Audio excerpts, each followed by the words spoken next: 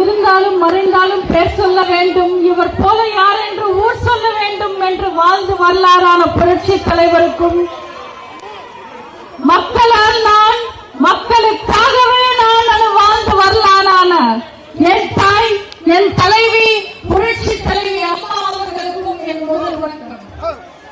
கழகத்தின் தலைவர் வருங்கால முதல்வர் அண்ணன் எடப்பாடியார் அவர்களுக்கும் என் வணக்கம்.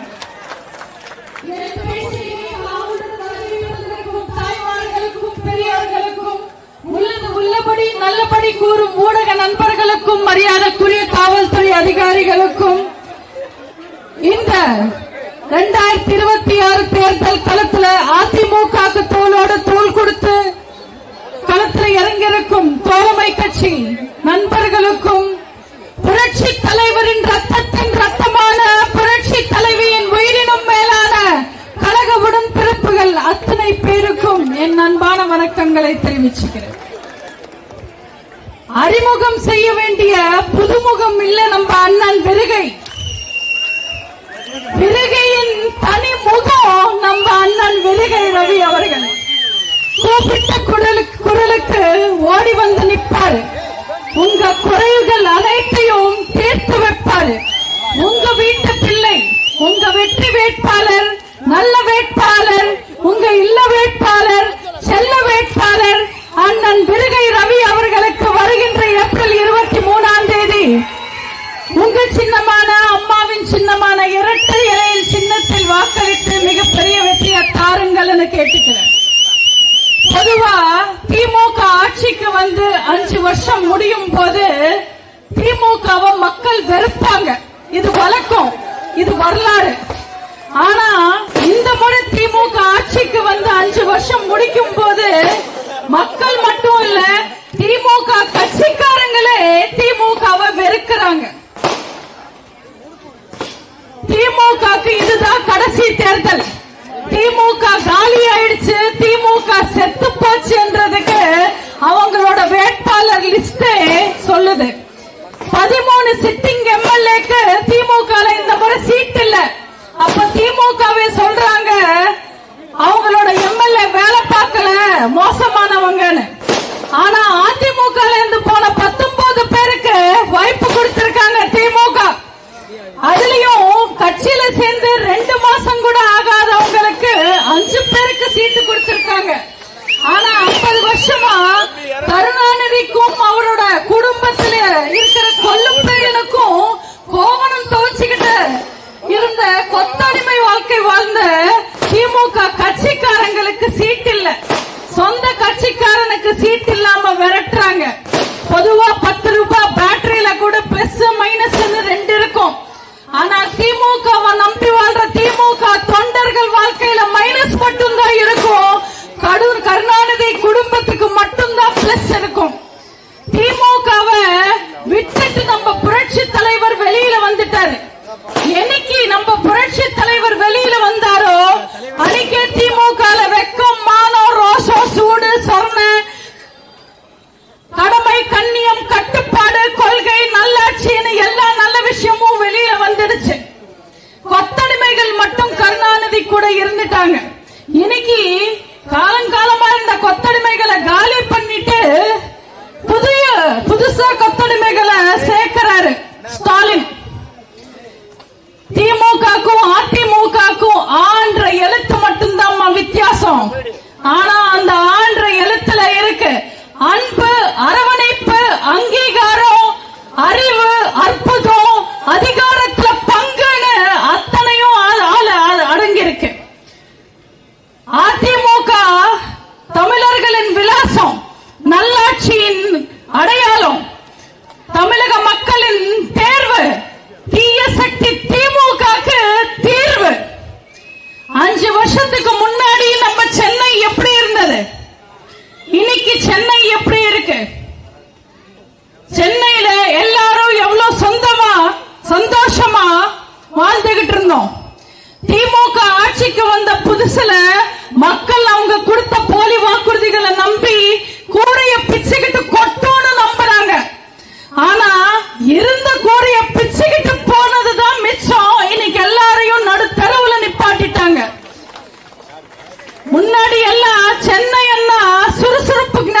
ஞாபகத்துக்கு வரும். ஆனா இன்னைக்கு ஸ்டாலினோட சுரண்டல் தான் ஞாபகத்துக்கு வருது. இதுக்கு முன்னாடி சென்னைன்னா நடு ராத்திரியில கூட ஒரு பெண் சுதந்திரமா பாதுகாப்பா நடமாட முடியும்ன்றது ஞாபகத்துக்கு வரும். ஆனா இன்னைக்கு யூனிவர்சிட்டியில படிக்கிற பொண்ணுங்களுக்கு கூட பாதுகாப்பு இல்லன்றது ஞாபகத்துக்கு வருது. இதுக்கு முன்னாடி சென்னைன்னா சீரியல் லைட், எல்இடி லைட், அம்மன் கோவில் திருவிழா ஞாபகத்துக்கு வரும். ஆனா இன்னைக்கு திருட்டு திமுக ஆட்சி காலத்துல ஈபி பில் கட்ட முடியாம பாதி சென்னை இருட்டுல இருக்குன்றதுதான் ஞாபகத்துக்கு வருது. இதுக்கு முன்னாடி சென்னை என்ன பார்க்ல விளையாடுற குழந்தைங்களும் தான் ஞாபகத்துக்கு வருவாங்க. ஆனா இன்னைக்கு தெரு நடக்கிற பாலியல் வன்கொடுமையும் போக்சோ கேஸும் தான் ஞாபகத்துக்கு வருது. இதுக்கு முன்னாடி சென்னை என்ன பார்த்தசாரதி கோவில், சாந்தோம் சர்ச், மவுண்ட் ரோட் தர்கா ஞாபகத்துக்கு வரும். ஆனா இன்னைக்கு பாட்டிலுக்கு 10 ரூபாவும் எந்த பக்கம் திரும்பினாலும் டாஸ்மாகும் தான் ஞாபகத்துக்கு வருது. இதுக்கு முன்னாடி சென்னை என்ன கடற்கரையும் பொருள் காட்சியும் ஞாபகத்துக்கு வரும். ஆனா இன்னைக்கு கஞ்சாவும் பொறிக்கங்களும் தான் ஞாபகத்துக்கு வராங்க. சென்னை என்ன இதுக்கு முன்னாடி போலீஸும் அவங்களோட புத்திசாலித்தனமும் ஞாபகத்துக்கு வரும். ஆனா இன்னைக்கு லாக்அப் டெத்தோ கட்ட பஞ்சாயத்துங்களும் தான் ஞாபகத்துக்கு வருது. சென்னை என்ன அன்போட அட்ரஸ் சொல்றவங்களும் ஆட்டோக்கார அந்தனங்களும் தான் ஞாபகத்துக்கு வருவாங்க. ஆனா இன்னைக்கு பட்டா கத்தியோட சுத்துறவங்களும் கூலிப்படைகளும் தான் ஞாபகத்துக்கு வருது. அதிமுக ஆட்சியில சிங்கார சென்னையா இருந்த இந்த சென்னை இந்த திருட்டு திமுக ஆட்சியில சீரழிஞ்ச சென்னையா இருக்கு. நீங்க எல்லாரும் வருகின்ற சட்டமன்ற தேர்தல்ல நம்ம விருகை ரவி அண்ணனுக்கு ரெட்டால சின்னத்துல ஓட்டு போடுங்க. அண்ணன் எம்எல்ஏ ஆக்குங்க. நம்ம அண்ணன் எடப்பாடியார சிஎம் ஆக்குங்க. சத்தியமா சொல்ற, நம்ம அண்ணன் எடப்பாடியார் சிஎம் ஆன அடுத்த நாளே இந்த சென்னை சுத்தமான சென்னையா, சுதந்திரமான சென்னையா, பாதுகாப்பான சென்னையா மாறும்.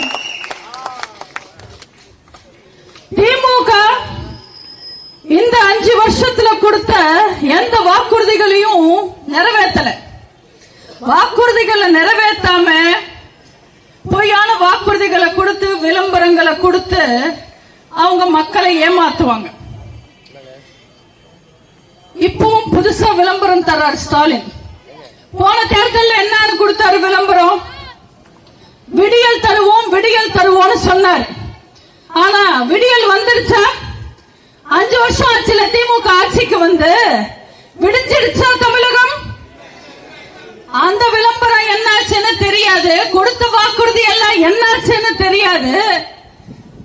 ஆனா இந்த முறை புதுசா விளம்பரம் கொடுக்கறாங்க. தமிழ்நாடு தலை குனியாதுன்னு ஸ்டாலின் சொல்றாரு. 5 வருஷமா இந்த திமுகவோட ஆட்சியில தமிழ்நாடு எங்க தலை நிமிர்ந்து இருக்கு? 5 வருஷமா தமிழ்நாடும் தலை குனிஞ்சுக்கிட்டு தானே இருக்காங்க. இன்னைக்கு அண்ணா யூனிவர்சிட்டியில, வரலாறு மிக்க யூனிவர்சிட்டியில ஒரு கொடூரமான பாலியல் வன்கொடுமை. அந்த வன்கொடுமைக்கு பின்னாடி இருக்கிறது யார் அந்த சாரன்னு கேட்டா இன்னைக்கு வரைக்கும் பதில் இல்ல. தப்பு செஞ்சவங்களுக்கு தண்டனை கிடைக்கல. அதே யூனிவர்சிட்டியில இன்னும் 5 பொண்ணுங்களை பாலியல் வன்கொடுமைக்கு ஆளாயிருக்காங்க. இந்த பெண்கள் கொடூரங்களை பார்த்து, பெண்களுக்கு எதிராக நடக்கிற கொடூரங்களை பார்த்து தமிழ்நாடு தலை குனிஞ்சுக்கிட்டு இருக்கு. பசிக்கு சாப்பாடு சாப்பிட முடியாம, பசிக்கு சோறு இல்லாம, ஒரு செம்பு தண்ணி குடிச்சுக்கிட்டு வாழ்ற ஏழை மக்கள் வாழ்ற கிராமம் தான் வேங்கை வயல். அவங்க குடிக்கிற தண்ணியில அசிங்கத்தை கலந்து அவங்களை கண்டுபிடிக்க துப்பில்லாம இருக்கிற இந்த அரசாங்கத்தை பார்த்து தமிழ்நாடு இன்னும் தலை குனிஞ்சுக்கிட்டு தான் இருக்கு. கள்ளச்சாராயம் குடிச்சு கள்ளக்குறிச்சியில 63 பேர் செத்தாங்க. மரக்காணத்துல 17 பேர் செத்தாங்க. கள்ளச்சாராயத்தை தடுத்து நிறுத்த துப்பில்லாம சாராயம் குடிச்சு செத்தவனுக்கு 10 லட்சம் கொடுத்தாங்க. ராணுவத்துல சண்டை போட்டு உசுறு விட்டவனுக்கு 3 லட்சம் கொடுத்தாங்க. இந்த வெக்கம் கெட்ட ஆட்சியை பார்த்து தமிழ்நாடு தலை குனிஞ்சுக்கிட்டு தான் இருக்கு. திரும்புற பக்கம் எல்லாம் போராட்டம். டீச்சர்ஸ் போராடுறாங்க, நர்ஸ் போராடுறாங்க, டாக்டர்ஸ் போராடுறாங்க, அரசு ஊழியர்கள் போராடுறாங்க, டாஸ்மாக் ஊழியர்கள் போராடுறாங்க, இபி ஊழியர்கள் போராடுறாங்க. இப்படி திரும்புற பக்கம் எல்லாம் போராட்டம். நம்ம இப்பெல்லாம் கூகுள் மேப் திறந்தா டிராபிக் அப்டேட் வருதோ இல்லையோ, போராட்டம் அப்டேட் வந்துகிட்டு இருக்கு. அந்த அளவுக்கு கேவலமா போயிட்டு இருக்கு. தமிழ்நாடு இன்னும் தலை குனிஞ்சுக்கிட்டு தான் இருக்கு. கரண்ட் விட கரண்ட் பில் ஷாக் அடிக்குது. போன முறை ஸ்டாலின் என்னமா சொன்னாரு? மாசம் மாசம் ரீடிங் எடுப்போம், நீங்க மாசம் மாசம் இபி பில் கட்டுங்கன்னு சொன்னாரு. இல்ல செஞ்சாரா? கொடுத்த வாக்குறுதியை நிறைவேற்றாம 5 வருஷம் ஆட்சி காலத்துல 4 முறை இபி பில் ஏத்திருக்காங்க. மக்கள் இபி பில் கட்டவே கஷ்டப்படுறாங்க. ஆனா இன்னைக்கு வீட்டுல ஒரு பிரச்சனை, தெருவுல ஒரு பிரச்சனைன்னா கூப்பிட்டா இபி காரங்க வரமாட்டாங்க. ஏன்னா இபி துறையில 100 பேர் வேலை பார்த்துக்கிட்டு இருந்த இடத்துல வெறும் 5 பேர் தான் வேலை பார்க்கறாங்க. இந்த வெக்கங்கட்ட ஆட்சியில தமிழ்நாடு தலை குனிஞ்சுக்கிட்டு தான் இருக்கு. மத்திய அரசாங்கத்தோட நீட் தேர்வை ரத்து பண்றோம்னு சொல்லி குரூப் 2 எக்ஸாம் கூட நடத்த முடியாம தவிக்கிறாங்க திமுக. 5 வருஷம் ஆட்சியில 2 முறை குரூப் 2 எக்ஸாம் ரத்து பண்ண ஒரே அரசாங்கம் இந்த ஆள தெரியாத திமுக அரசாங்கம் மட்டும்தான். தமிழ்நாடு தலை குனிஞ்சுக்கிட்டு தான் இருக்கு. 10-12 வயசு பசங்க கஞ்சா போதையில சுத்துறாங்க. அவங்க என்ன பண்றாங்கன்னு அவங்களுக்கு புரியல. கஞ்சா அடிச்ச பசங்க பொழப்ப தேடி வந்த வடமாநிலத்து மக்களை சாகடிக்கிறாங்க, வெட்டுறாங்க. அத வீடியோ எடுத்து பேஸ்புக்ல வாட்ஸ்அப்ல போடுறாங்க. அதுக்கு நடவடிக்கை எடுக்கிறதுக்கு கூட துப்பில்லாம வேடிக்கை பார்க்கிறாரு ஸ்டாலின். தமிழ்நாடு தலை குனிஞ்சுக்கிட்டு தான் இருக்கு. பல்ல முளைக்காத பச்சை குழந்தைங்கள்ல இருந்து பல் போன பாட்டிங்க வரைக்கும் வன்கொடுமையால, பெண் கொடுமையால கொடூரமா சத்துக்கிட்டு இருக்காங்க. ஆனா கண் கட்டி வாய்ப்பத்தி வேடிக்கை பார்க்குது இந்த ஆள தெரியாத திருட்டு திமுக அரசாங்கம். தமிழ்நாடு தலை குனிஞ்சுக்கிட்டு தான் இருக்கு. ஒரு திமுக எம்எல்ஏ கிட்னி விக்கிறான், ஒரு திமுக எம்எல்ஏ ரிப்போர்ட்டர் அடிக்கிறான், ஒரு திமுக எம்எல்ஏ பெண்களை பார்த்து ஆபாசமா பேசுறான். ஆனா இவங்க யாரையும் தட்டி கேட்க துப்பு இல்லாம ஸ்டாலின் ஆட்சி நடத்துறான். தமிழ்நாடு தலை குனிஞ்சுதான் இருக்கு. இந்த திருட்டு திமுக ஆட்சியில எல்லா அமைச்சர்களும் ஊழல் கேஸ்ல மாட்டிக்கிட்டு முழிக்கிறாங்க. ஆனா எந்த ஒரு அமைச்சர் மேலேயும் நடவடிக்கை எடுக்காம பொம்மை மாதிரி உட்கார்ந்துகிட்டு இருக்காரு பொம்மை முதல்வர் ஸ்டாலின். தமிழ்நாடு தலை குனிஞ்சுக்கிட்டு தான் இருக்கு. ஒரு அமைச்சரை கோட்டை காரி துப்பி ஜெயிலுக்கு அமிச்சா கூட மறுபடியும் கூட்டிட்டு வந்து அமைச்சராக்கி அழகு பார்க்கறாங்க இந்த திருட்டு திமுக. இந்த கேவலத்தை எல்லாம் பார்த்து தமிழ்நாடு தலை குனிஞ்சுக்கிட்டு தான் இருக்கு. தமிழ்நாடு மட்டும் தலை நிமிர்ந்து ஒரு நிமிஷம் யோசிச்சிங்கன்னா ஸ்டாலினோட ஆட்சி மட்டும் இல்ல, மொத்த திமுகவும் காணாம போயிடும்.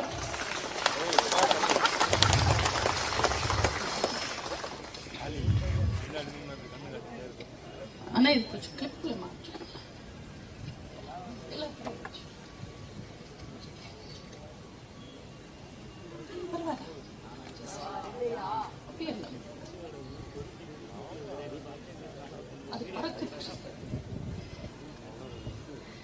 நம்ம அண்ணன் எடப்பாடியார் சிஎம் ஆகும் போது அவர் சந்திச்ச விமர்சனங்கள் ரொம்ப ரொம்ப மோசமா இருந்தது. அவர் சிஎம் ஆகும் போது எல்லாரும் அவரை கேலி பேசினாங்க, எதிர்த்து பேசினாங்க, அப்புறம் பயந்து பேசினாங்க, கடைசியில சரண்டர் ஆனாங்க. அம்மாவோட ஆட்சிய அற்புதமா நடத்தி காட்டினவர் நம்ம அண்ணன் எடப்பாடியார். அவர் வாரிசு கோட்டால வந்த மாறனோ பேரனோ இல்ல நம்ம எடப்பாடியார். அப்பா தயவுல வந்த ஸ்டாலினோ உதயநிதியோ இல்ல நம்ம எடப்பாடியார். துண்ட சீட்டை பார்த்துட்டு கண்டபடி வளர்றவர் இல்ல நம்ம எடப்பாடியார். நீட்ட ஒழிக்கிறேன்னு சொல்லி ஒட்டுமொத்த மாணவர்களின் வாழ்க்கையும் ஒழிச்சவர் இல்ல நம்ம எடப்பாடியார். தலித் மக்கள் பாதிக்கப்படும் போது கை கட்டி வேடிக்கை பார்த்தவர் இல்ல நம்ம எடப்பாடியார். கொரோனா காலத்துல குடிச்சிட்டு சாவுங்க, எனக்கு வருமானம் பார்த்தா போதும்னு வேடிக்கை பார்த்தவர் இல்ல நம்ம எடப்பாடியார். மக்களுக்காக மகத்தான ஆட்சியை கொடுத்தவர் நம்ம எடப்பாடியார். யார் நம்ம எடப்பாடியார்னு தெரியுமா? அம்மாவுக்கு பிறகு யார்? இயக்கத்தை காப்பாற்ற போறது யார்? கழகத்தின் தலைவர் யார்? தமிழகத்தின் முதல்வர் யார்? யார் யார் யார் யாருன்னு தமிழ்நாடு கேள்வி கேட்டுக்கிட்டு இருக்கும் போது அந்த யார் தான் இந்த எடப்பாடியார் வந்து நின்னவர். களத்துல முன்னாடி நின்று எதிரிகளை தோக்கடிச்சு துரோகிகளை துரத்தி விட்டு கட்சியை காப்பாத்தினவர். அம்மாவோட ஆட்சியை அட்டகாசமா நடத்தி காட்டினவர். இன்னைக்கு நம்ம எடப்பாடியார பார்த்து பிரச்சாரத்துல ஸ்டாலின் கேட்டாரு, இன்னைக்கு மக்கள் தேர்ந்தெடுத்த முதல்வர் இல்ல எடப்பாடியார். மக்கள் தேர்ந்தெடுத்த முதல்வர் இல்ல, ஆனா 4.5 வருஷம் மக்களுக்காகவே மக்களாட்சி நடத்தினவர் அண்ணன் எடப்பாடியார். போலி வாக்குறுதிகளையும் பொய்யான விளம்பரங்களையும் கொடுத்து மக்களை ஏமாத்தி ஆட்சியை பிடிச்சார் ஸ்டாலின். ஆனா இந்த 5 வருஷத்துல மக்களுக்கு எதுவுமே செய்யாம குடும்பத்துக்கும் வாரிசுக்கும் கொள்ளடிச்சுக்கிட்டு இருக்காரு. மறுபடியும் மக்களை ஏமாத்தணும்னு வராரு. இந்த மக்களை ஏமாத்துற ஸ்டாலின் எங்க? அம்மா வழியில வந்து மக்களுக்காக வாழ்ற நம்ம எடப்பாடியாருங்க. பச்சை தமிழன், விவசாயியின் மகன், உங்களில் ஒருவர், 2 கோடி தொண்டர்களின் தலைவர், வருங்கால முதல்வர் அண்ணன் எடப்பாடியாருக்கு ரெட்டல சின்னத்துல போட்டு ஓட்டு போட்டு முதல்வராக்கி பாருங்க. தமிழன் தன்மானத்தோட இருப்பான், வியாபாரி வெகுமானத்தோட இருப்பான், மொத்த தமிழகமே பகுமானத்தோட இருக்கும். நம்ம எல்லாரும் தலை நிமிர்ந்து தைரியமா சுதந்திரமா பாதுகாப்பா வாழணும்னா நம்ம எடப்பாடியார் ஆட்சிக்கு வரணும். நம்ம அண்ணன் எடப்பாடியார் எத்தனையோ திட்டங்கள், ஏராளமான திட்டங்கள் மக்களுக்காக கொண்டு வந்திருக்காங்க. மக்களோட தேவைகளை அறிஞ்சு புரிஞ்சு தெரிஞ்சு மக்களுக்காக மகத்தான திட்டங்களை கொண்டு வந்திருக்காரு அண்ணன் எடப்பாடியார். நம்மள பார்த்து ஸ்டாலின் கேட்கிறாரு, இந்த திட்டங்களை நிறைவேற்றவே முடியாதுன்னு. கொரோனா காலத்துல டாஸ்மாக் கடை எல்லாம் மூடி வச்சு அம்மா உணவகத்தை திறந்து மினி கிளினிக் எல்லாம் கொண்டு வந்து 1 ரூபாய் வருமானம் இல்லாத போதும் புரட்சி தலைவி அம்மா கொண்டு வந்த அத்தனை திட்டங்களையும் மக்களுக்கு கொடுத்து மக்களுக்கு நல்லாட்சி கொடுத்தவர் அண்ணன் எடப்பாடியார். புரட்சி தலைவர் வழி வந்தவர், புரட்சி தலைவி அம்மா வழி வந்தவர். சொன்னது மட்டுமே செய்வார், செய்யறது மட்டுமே தான் சொல்லுவார். திமுக மாதிரி தேர்தல் நேரத்தில் மக்களோட காலை பிடிக்கிறதும் தேர்தல் முடிஞ்ச உடனே மக்களோட கழுத்து பிடிக்கிறதும் அதிமுக காரங்களுக்கு தெரியாது. நாங்க உங்களுக்காக மகத்தான திட்டங்களை கொண்டு வந்திருக்கோம். விலையில்லா கேஸ் திட்டம், இனிமே வருஷத்துக்கு 3 சிலிண்டர் உங்க வீடு தேடி வரும். கிராமத்துல 100 நாள் வேலை திட்டம் 150 நாள்ல உயர்த்தப்படும்.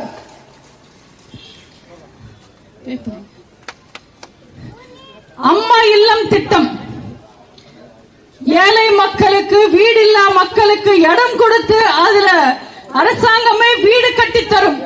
ஏழை மக்களுக்கு இனிமே ஒற்றை வீடு நிச்சயம். உங்களோட மகிழ்ச்சியே எங்க லட்சியம். இந்த உதயசூரியன் ஆட்சியில தமிழ்நாட்டு பெண்கள் இருட்டிலேயே வாழ்ந்துகிட்டு இருக்காங்க. உங்க வாழ்க்கையில ஒரு விடியல் வரணும்ன்றதுக்காக குலவிளக்கு திட்டத்துக்கு கீழே இனிமே மாசம் 2000 ரூபாய் தரப்படும். வேலை கிடைக்காத மாணவர்கள் தவறான வழியில போயிடக்கூடாதுன்றதுக்காக கல்லூரி முடிச்சு வேலைக்காக காத்திருக்கிற மாணவர்களுக்கு இனிமே மாசம் 2000 ரூபாய் வழங்கப்படும். +2 முடிச்சு வேலைக்காக காத்திருக்கிற மாணவர்களுக்கு 1000 ரூபாய் வழங்கப்படும்.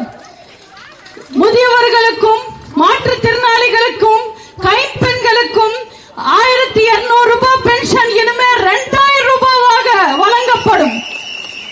ஒரு பச்சை தமிழர், விவசாயியின் மகன் நம்ம அண்ணன் எடப்பாடியார். அதனால தமிழர் திருநாளான பொங்கலுக்கு சிறப்பு தொகுப்போடு 1000 ரூபாய் பரிசும் உங்களுக்கு தரப்படும்.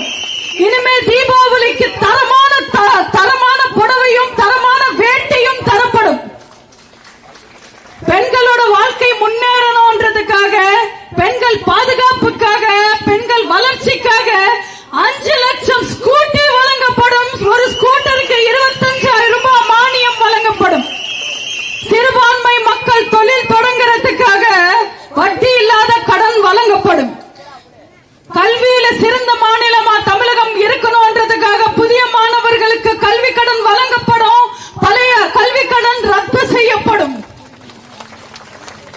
5 வருஷமா நீங்க எவ்வளவோ கஷ்டத்தை அனுபவிச்சிருக்கீங்க, நிறைய கஷ்டங்கள் பார்த்திருக்கீங்க. விலையெல்லாம் ஏறி போச்சு, வரி எல்லாம் ஏறி போச்சு.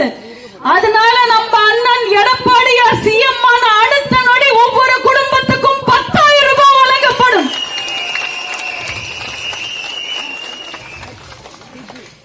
பெண்களுக்கு இன்ப அதிர்ச்சியா பெண்களுக்காகவே சிறப்பான திட்டம். உங்க எல்லாருக்கும் ஃப்ரிட்ஜ் வழங்கப்படும். அரசு பள்ளி மாணவர்களோட மருத்துவ கனவு நினைவாக்க 7.5% இடஒதுக்கீடு கொண்டு வந்தவர் அண்ணன் எடப்பாடியார். அந்த இடஒதுக்கீடு 10% உயர்த்தப்படும். இன்னும் எத்தனையோ நல்ல திட்டங்கள் உங்களுக்காகவே தீட்டி உங்களுக்காகவே கொண்டு வர்றாங்க. இது அண்ணன் எடப்பாடியாரோட திட்டங்கள். அம்மாவோட ஆட்சிய அம்மாவோட வழியில அம்மாவோட பக்தர்களுக்கு வழங்க போறோம். நீங்க இரட்டை இலையில ஓட்டு போடுறதுனால அம்மாவோட ஆட்சி மீண்டும் தமிழ்நாட்டில் மலர போகுது. யோசிச்சு பாருங்க பெண்களே. 2011